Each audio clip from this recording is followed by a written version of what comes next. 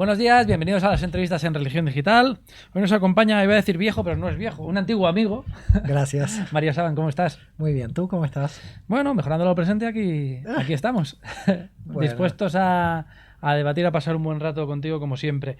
Hoy nos vienes a presentar, creo que es tu segunda tesis doctoral. Así es, el misterio de la creación es mi tesis doctoral en antropología. Mi primera tesis doctoral fue en filosofía, que la presenté en la Universidad Complutense de Madrid sobre la guía de los perplejos de Maimónides. Sí. Y esta segunda tesis doctoral en antropología es el misterio de la creación, el Masé Bereshit, que lo presenté en antropología en la Universidad Rovira i Virgili ya hace un año, en el 2012. El misterio de la creación en el misticismo judío según las interpretaciones de, ojo, Meir Ben David Saban. ¿Quién es Meir Ben David Saban? Cuéntanos. Bueno, en verdad no hay una doble identidad, soy yo también. Meir, bien. Meir es mi nombre en hebreo. Ajá. Y entonces, bueno, la verdad que en los últimos años me empecé cada vez a utilizar más mi nombre hebreo, como soy llamado a la lectura en la sinagoga de la Torá. Porque no nos llaman por el nombre castellano registrado, sino por el nombre hebreo, y como mi padre es David, así que a veces aparezco como Meir Saban, a veces Meir Ben David, y a veces de manera más radical aparezco Meir Ben David Ben Meir Saban, porque también mi abuelo era Meir. Entonces, un poco la genealogía judía. Unas tarjetas de visita grandísimas. La tarjeta de visita es Ben Ben Ben. ¿Qué es el misterio de la creación? Mira, porque estamos hablando de una frase en la que encierra dos palabras que para cualquier tradición religiosa son fundamentales. El misterio en sí y la creación, que es el de donde venimos, el soplo divino, el no sé. Mira, esto lo definió el gran cabalista Isaac Luria, Isaac Luria francés, que fue el creador de un concepto clave dentro de la Kabbalah, aunque el rabino Aryeh Kaplan dice que ya existía este concepto en el Zohar, en el libro que para algunos lo escribe Rabbi Shimon Bar Yochai en el siglo II y para otros Moisés de León de Guadalajara en el siglo XIII. El concepto para mí clave del misterio de la creación es el Tzimtzum. ¿Qué quiere decir Tzimtzum? Tzimtzum quiere decir autocontracción. Autocontracción. ¿Qué quiere decir? Para los cabalistas, para todos los místicos judíos, la creación del mundo aparece a partir de que Dios lo cubre todo como una entidad infinita. Por lo tanto, claro, una entidad infinita llamada el Ein Sof, donde crea algo si lo cubre todo. Es un imposible. Si es infinito y lo cubre absolutamente todo, no puede crear nada porque todo lo tiene dentro. Digamos, no hay espacio. Sí. Por tanto, Isaac Luria dijo, lo que tuvo que hacer Dios es retirarse de sí mismo y crear un espacio vacío, que es lo que nosotros llamamos el halal panuy en hebreo, el espacio vacío. Y en ese espacio vacío, que nosotros llamamos el universo, entró nuevamente Dios a manifestarse, pero ya de manera limitada, no de manera ilimitada, claro. Entra de manera ilimitada y nuevamente vuelve todo al infinito, ¿no? Y esa forma de manifestarse de manera limitada somos nosotros. Y esa forma somos nosotros. Nosotros somos formas y todo lo que nos rodea son todas manifestaciones de la divinidad en forma finita, totalmente ocultas por lo que nosotros llamamos la densidad de la materia. Porque la pregunta es, para los cabalistas, ¿cómo aparece la materia? La materia parte de una energía infinita que en un punto se concentra en el universo. Prácticamente te podría decir que los cabalistas son mucho más físicos, y por eso cuando hablamos de física en la Edad Media hablamos de la cosmogonía, ¿no? Eran cosmógonos, en el sentido de que trataban de dilucidar los secretos del universo, y por eso eran casi todos astrólogos, astrónomos, los grandes cabalistas, geómetras, gente que se dedicaba a la aritmética. Esto era muy común en la Edad Media, por lo menos en Sefarad, en la Edad Media judía, porque la idea era cómo Dios creó el universo, y para eso había que estudiar el universo.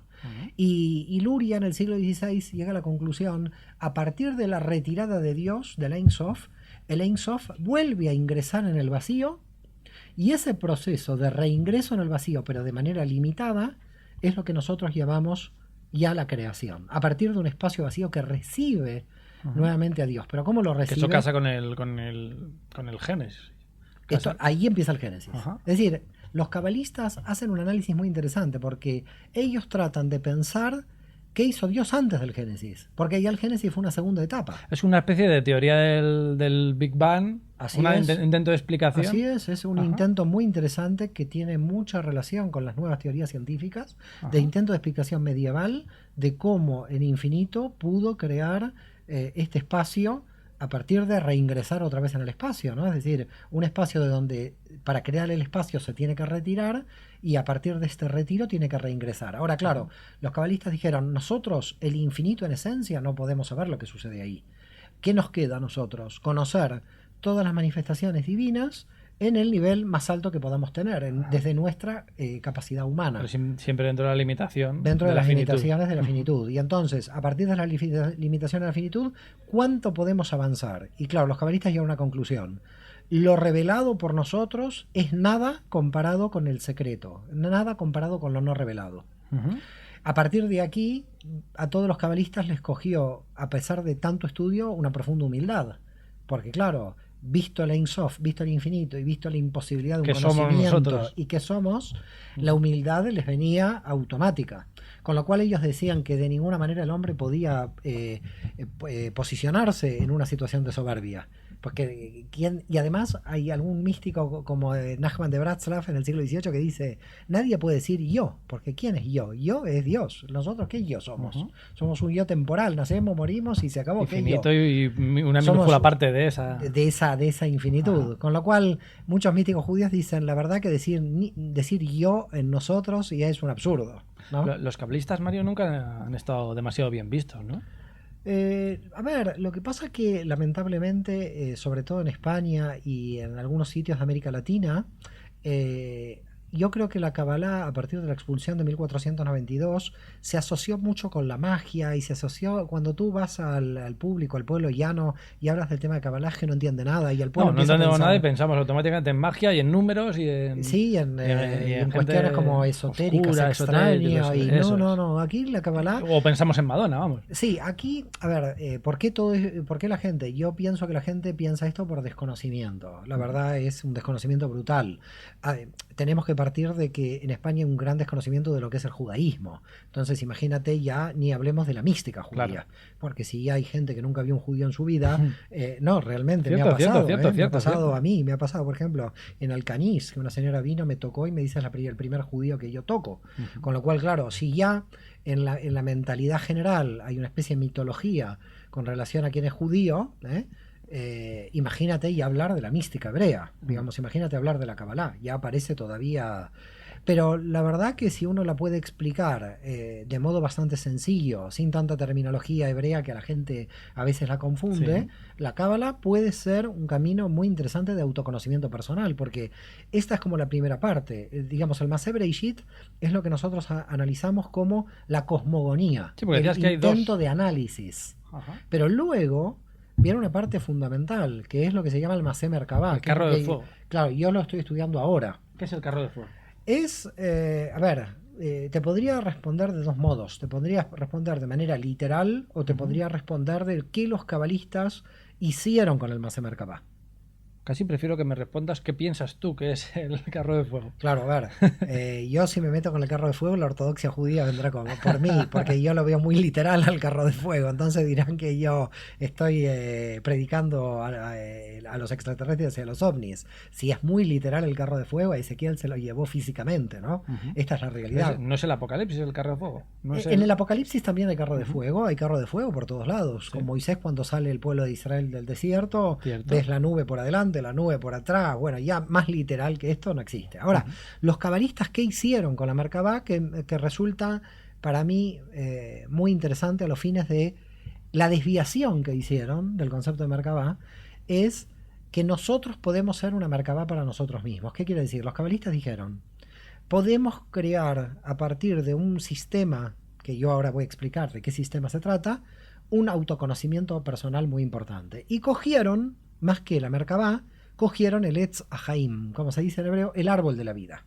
Y para mí, el símbolo más potente que tiene la Kabbalah es el árbol de la vida. ¿Por qué motivo? Porque el árbol de la vida une lo cosmogónico y lo psicológico. ¿En qué sentido? Une todo este sistema de la creación universal y cuando llega hasta abajo, llega a nosotros y aparece lo macro y lo micro de alguna manera reflejado. ¿Por qué motivo? El árbol de la vida tiene las 10 dimensiones. Esas 10 dimensiones que explica el árbol de la vida, que en el libro Maseh Bereshit están al final del libro. Porque fíjate que esas 10 dimensiones, ¿qué son?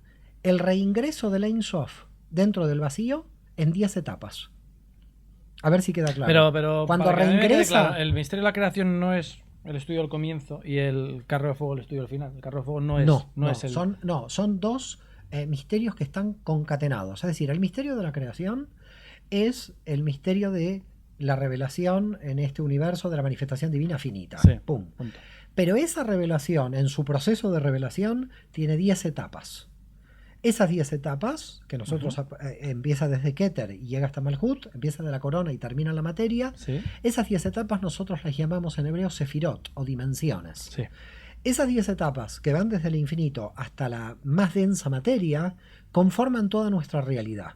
Como conforman toda nuestra realidad, cuando nosotros analizamos el árbol de la vida, estamos analizando no la creación del inicio, estamos analizando nuestra realidad actual. ¿Por qué motivo? Nuestra propia creación. Nuestra propia realidad, porque nosotros, en nuestro interior y en nuestro exterior, el mapa del árbol de la vida está vigente. Pero sigo sin entender entonces qué es el carro de fuego. Por eso, el carro de fuego viene como tercera etapa. Nosotros tenemos 3 etapas. Tenemos una primera etapa que es el misterio de la creación. ¿La creación? ¿Se entendió el misterio de la creación? Sí. La segunda es, a partir del misterio de la creación, de la vida, cuando el 10 infinito entra, se crean esas 10 dimensiones, que es el árbol de la vida, Uh-huh.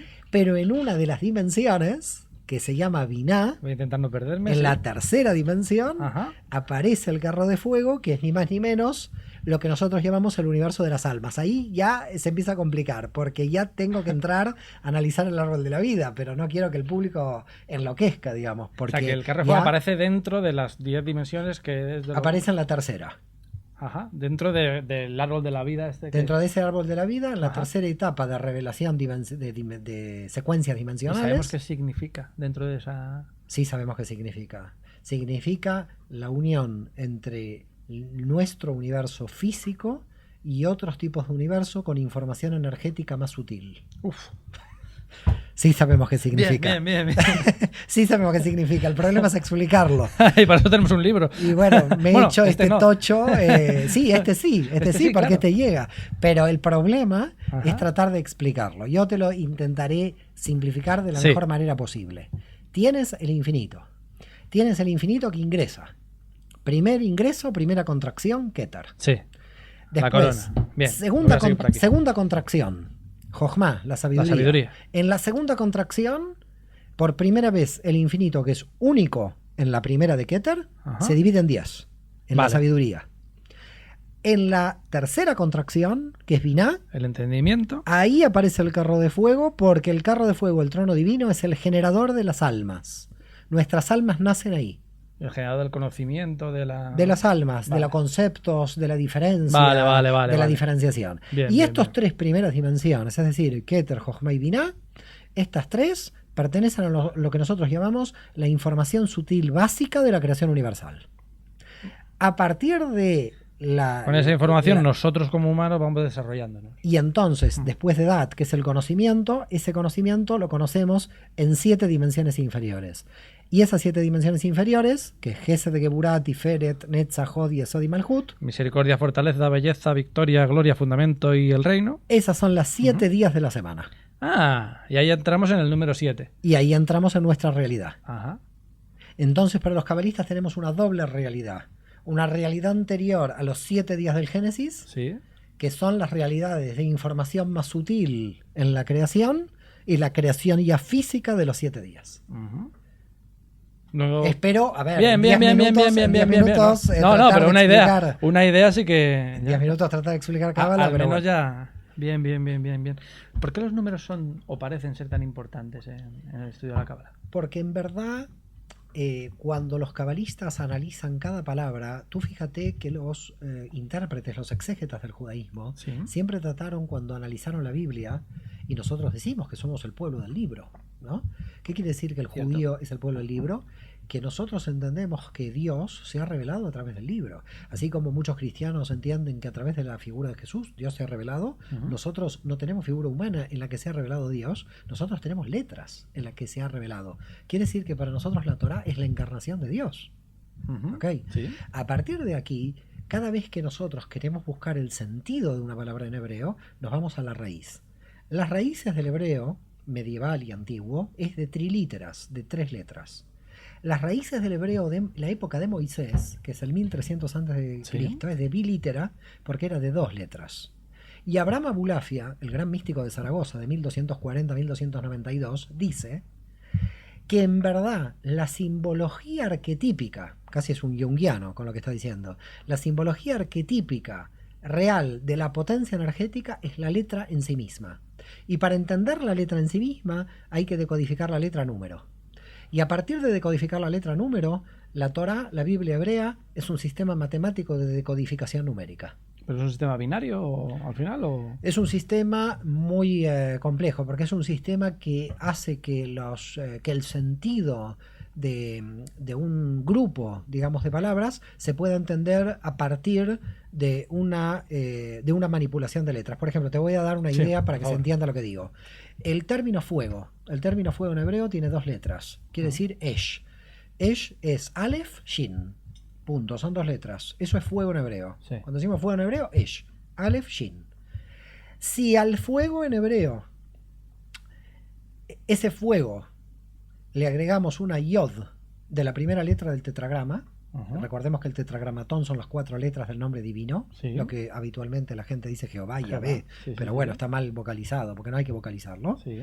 Si tú pones la primera letra del tetragrama en el fuego, aparece la palabra Ish, que quiere decir hombre.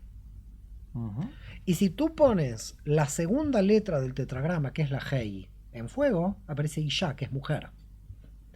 Quiere decir que cuando hay un hombre y una mujer que tienen rodeados tienen la divinidad, son un hombre y una mujer.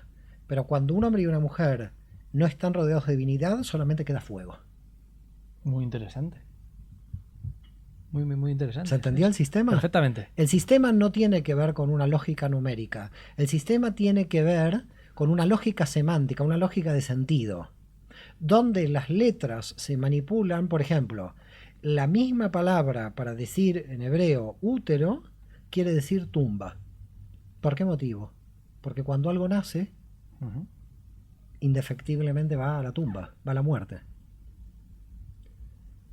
Pero la diferencia, ¿cuál es? La situación de las letras, que cambia. Quiere decir que Abulafia llegó a una conclusión. Si nosotros analizamos las letras y las manipulamos a las letras, lo que estamos viendo es el sentido general por lo negativo y por lo positivo de una palabra. Por ejemplo, ¿cómo trabaja la Cábala? La Cábala dice, ¿por qué Dios comienza el texto bíblico con la Bet, que es de Bereishit, que es Génesis? ¿Con qué letra termina lo que en el mundo cristiano se conoce como Antiguo Testamento? Con la Lamed. La pregunta, dicen los cabalistas, ¿por qué Dios inaugura con la Bet y termina con la Lamed? Primero, que si juntamos Lamed y Bet, es Lev, que quiere decir corazón. Y quiere decir que para entender la Biblia hay que ir con el corazón. De principio a fin. De principio a fin. Segundo, que cuando empezó la Biblia no empezó con Aleph, que es la unidad, empezó con Bet porque la unidad era Él. Sí. Con lo cual cuando se manifestó y hay dualidad. Y termina con la Lamed porque la Lamed es la única letra que rompe el renglón por arriba, porque es la única letra que se revela, porque es la letra que proviene del verbo estudiar, lilmod. Y solamente a partir de estudiar se puede continuar entendiendo mejor la Biblia. 2 letras, los cabalistas las han juntado, la primera y la última del texto, las han unido, han buscado el sentido de por qué Dios escribió la primera y la última, han cogido la numerología, es decir, los cabalistas trabajan no en un nivel de exégesis básica, sino trabajan en una exégesis de sentido. ¿Qué está diciendo el texto que yo no estoy pudiendo ver? ¿Qué hay detrás de lo que veo a simple vista? De lo que leo. Esto sería justamente la Cábala. Esto trabaja la Cábala. Pues me ha quedado un pelín más claro de lo que lo tenía. La verdad es que para ser tan difícil el asunto, no sé cómo lo he tratado de te explicar, explicas bastante bien, ciertamente. ¿Tendrás un libro sobre el misterio del carro de fuego? Tú eres muy pretencioso con yo estoy dictando curso de Cábala, recién salió hace menos de un año el libro. A ver, sigo estudiando, veré de aquí a 2-3 años, siempre que Dios dé vida, uno tiene que seguir buscando el conocimiento. Por eso es muy importante este tema. Mira, me has cogido una idea fundamental. La cábala no es un camino de creencia, es un camino de conocimiento. Hay gente que viene a mi curso y me dice, soy budista, ¿puedo estudiar cábala? Venga, puede estudiar. Yo soy ateo, ¿puedo estudiar cábala? Venga, usted puede estudiar. ¿Por qué motivo? Porque en la cábala nosotros no estudiamos creencias. Por lo tanto, hay una cosa muy misteriosa en la cábala, no es teología. Porque en el judaísmo es imposible una teología, no podemos estudiar a Dios, solamente estudiamos las manifestaciones divinas dentro del vacío. Lo entiendo, sí. Porque teología, ¿qué sería? Teología sería intentar estudiar el infinito. A Dios, que es el infinito. Pero imagínate algo finito, estudiar el infinito. Sí. Esto está saltando. En el cristianismo se puede estudiar teología porque como Dios se hizo finito en Jesús, entonces se estudia lo finito de Jesús y ahí se estudia teología. Claro. Pero nosotros en el judaísmo tenemos una imposibilidad de ser teólogo. A mí cuando me dicen teólogo judío, digo, qué cosa más extraña. No, en serio, me pueden decir de todo, pero es extraño. Porque yo tengo una imposibilidad como judío de estudiar a Dios. De estudiar lo absoluto, claro. Las palabras son más importantes de lo que parecen, ¿eh? Las palabras Estamos perdiendo el significado de los términos. Las palabras son fundamentales. Son al final las que construyen sociedad y civilización. Es que además las palabras construyen un discurso, las palabras lo dice la Biblia, la lengua es el arma más peligrosa. Cuando tú con las palabras puedes manipular una sociedad, no necesitas ir muy lejos, Goebbels, ¿no? Es decir, las palabras son peligrosísimas, hay que tener mucho cuidado con lo conceptual, con las palabras. Cuando uno utiliza una palabra, a veces yo cuando en una clase me paso explicando una palabra, la gente dice, oye, ¿por qué está explicando tanto esta palabra? Qué pesado, porque si ya lo hemos entendido. Pero claro, pero no es por pesado, porque uno cuando realmente entiende, muchas veces, por ejemplo, hay una confusión en la gente. Cuando uno, por ejemplo, está hablando de la voluntad, que es un tema fundamental en la Kabbalah, ¿qué es la voluntad de una persona? Porque un tipo se levanta a las 11 de la mañana y otro a las 7. ¿Por qué uno tiene voluntad y el otro no? Es decir, los dos tienen voluntad, pero ¿por qué uno la desarrolla? Claro, y de repente aparece la gente con muchísimo mareo con el término, porque empiezan a mezclarlo con la obstinación, y entonces empiezan a entender, con las ganas, o con deseos, sí. Y entonces entonces hay que empezar a definir, y no te hablemos de temas que en la Kabbalah se tienen que tratar en profundidad, como el tema del mal. El tema del mal es uno de los temas peor tratados por todas nuestras religiones, porque siempre encontramos antídotos y justificaciones para el mal, pero no un conocimiento del mal en su realidad. Y esto es lo que hace la Cábala. La Cábala, a diferencia de muchos filósofos medievales que dicen el mal es ausencia del bien y lo dejan ahí en el aire, te dejan en el aire, ¿cómo el mal es ausencia del bien si a mí me pegaron? Esto es mal. La Cábala, en verdad, hace un fuerte análisis del mal. Son varias clases, es un mes y medio tratando yo de a veces de explicar en un grupo cuáles son los mecanismos del mal y cómo la persona tiene que aprender del mal. Y esto es muy difícil, es muy duro, por eso en general en la Cábala siempre casi todos los alumnos se pide que vengan a las clases después de los 40 años. Cuando ya han tenido experiencias de ruptura, de pérdida, porque de violencia. Tienen que tener, nosotros en la Cábala decimos que la Cábala tiene una experiencia dos caminos de vida. La Cábala es por amor o por dolor, y por dolor es más rápido. Sí. Lamentablemente, pero por dolor es más rápido. Y entonces cuando te coge un poco la vida por dolor, nosotros decimos en la Kabbalah que el dolor y que el mal tienen como función la reubicación de los valores. Que la gente a veces pierde los valores, o sea, es un problema porque se rompió la nevera, y cuando te ataca el mal, ya la ruptura de la nevera quedó bastante difusa. Lo que aquí diríamos, de darte cuenta de la importancia de las cosas cuando las pierdes o cuando estás en otra realidad. Y lamentablemente, ¿por qué diría la Cábala tenemos que esperar a la pérdida para tomar conciencia de las cosas y no poder tener una conciencia anticipada? La Cábala, ¿sabes lo que te está diciendo? Antes de que el mal te ataque, busca la conciencia anticipada y así vas a vivir más feliz. No vas a poder evitar el mal, pero sí vas el mal a poder no lo vas a poder evitar y aprender de él con mayor facilidad. Entonces ya vas a cambiar tu percepción del mal. ¿Dónde podemos encontrar el libro, Mario? El libro se vende por internet. En general no hay distribución hoy del libro. Pero en Amazon, en las librerías, a través de vuestra web. En la web, en Amazon, a través de Tarbut Sefarad, pones Mario Sabán en Google y te aparece el libro. Tarbutsefarad.com. Seguís con Tarbutsefarad.com. Sigue la red cultural judía trabajando. Ahora se está creando un blog. 7 años para allá, ¿no? Ya 7 años, mira cómo te acuerdas. Muy bien.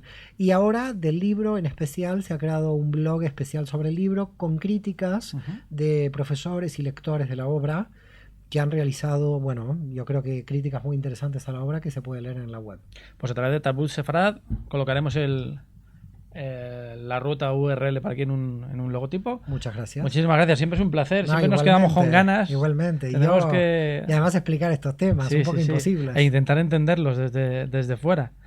Pero en todo caso, al final, el ser humano es mucho más parecido de lo que pensamos. Porque tú me estabas contando cosas que a mí, que vengo de una tradición completamente distinta, me sonaban muy cercanas. Es que Y pensando en otras tradiciones, has hablado de los budistas. Te pones a hablar sobre todo cuando hablamos del bien, del mal, blanco, negro, yin, yang, de las simplicidades, que en el fondo... En el fondo el ser humano es el ser humano en todos sitios. Eso no, las culturas te dan un concepto, te dan tradiciones, te dan un marco de seguridad, que lo necesitamos. Y pese a todo siempre intentamos acercarnos a ese infinito inabarcable, a ese misterio siempre estamos de la creación. Ahí intentando acercarnos un poquito, ¿no? Muchísimas gracias, Mario. Siempre es un gracias placer. a ti, gracias a Religión Digital. Y a ustedes pues les esperamos con otros temas, no sé si tan interesantes, pero aquí estaremos en las entrevistas en Religión Digital. Muy buenos días.